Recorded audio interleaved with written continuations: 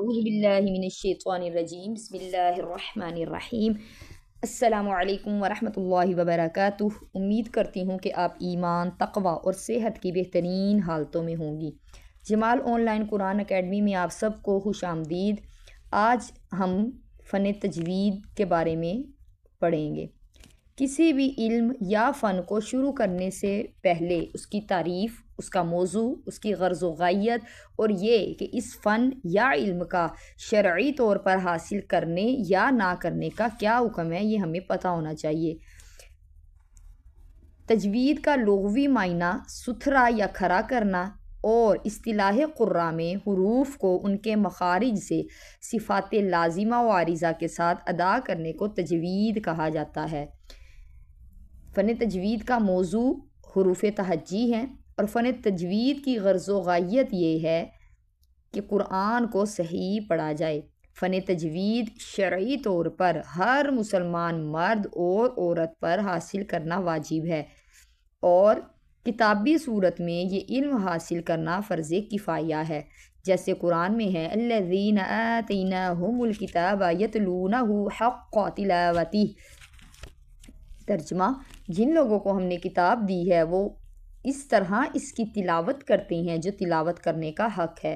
پھر ایک اور جگہ پہ فرمایا گیا وَرَتِّلِ الْقُرْآنَ تَرْتِیلًا، قرآن کریم خوب ٹھہر ٹھہر کر ہر حرف کو ایک دوسرے سے جدا کر کے پڑھو۔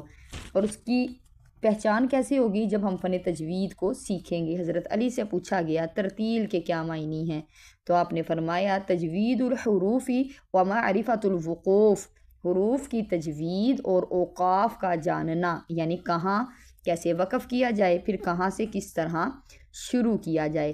قرآن کریم کو خوش آوازی اور عربی لب و لہجہ میں پڑھنا مسنون ہے اور اسی طرح پڑھنے سے قرآن کے حسن میں مزید اضافہ ہوتا ہے، لیکن یہ یاد رکھیے گا کہ آپ نے اتنا خوش آوازی اور لہجہ ایسا نہیں بنانا کہ قواعد تجوید بگڑ جائیں، ورنہ پھر آپ کو قرآن پڑھنے کا ثواب نہیں ہوگا بلکہ گناہ ہوگا۔ یعنی بعض لوگ اپنی دھن میں پڑھ رہے ہوتے ہیں، لفظوں کو حد درجہ لمبا کر دیتے ہیں یا حد درجہ چھوٹا کر دیتے ہیں، کہیں زبر سے زیر بدل دیتے ہیں، زیر سے پیش بدل دیتے ہیں، تو اس صورت میں پھر قرآن پڑھنے کا فائدہ نہیں ہے۔ حدیث میں آتا ہے زین القرآن باصواتکم، قرآن کریم کو اپنی آوازوں سے آراستہ کرو۔ پھر فرمایا لکل شیء حلیۃ وحلیۃ القرآن حسن الصوت، ہر چیز کے لیے ایک زیور ہوتا ہے اور قرآن کا زیور خوش آوازی ہے۔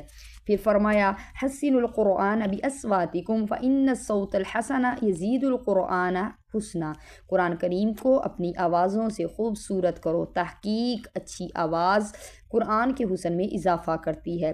قرآن پاک کے کچھ تلاوت کے آداب بھی سن لیجئے۔ کیسے پڑھنا ہے؟ قرآن کو باوضو ہو کر پاک لباس، پاک جگہ میں پڑھنا چاہیے، خوشبو لگا لینی چاہیے، اس سے جو ہے وہ عقل بڑھتی ہے۔ دوران تلاوت گفتگو نہیں کرنی چاہیے، تلاوت قبلہ رو ہو کر کریں، اور جب تلاوت کی جائے تو اعوذ باللہ من الشیطان الرجیم پڑھنا چاہیے، اور جب کوئی سورت شروع کرے تو بسم اللہ پڑھنا چاہیے، اور اگر تلاوت کی ابتدا ہی کسی سورت سے کی جائے تو دونوں کو پڑھنا چاہیے۔ آج کا ہمارا سبق اتنا ہی تھا۔ السلام علیکم ورحمۃ اللہ وبرکاتہ۔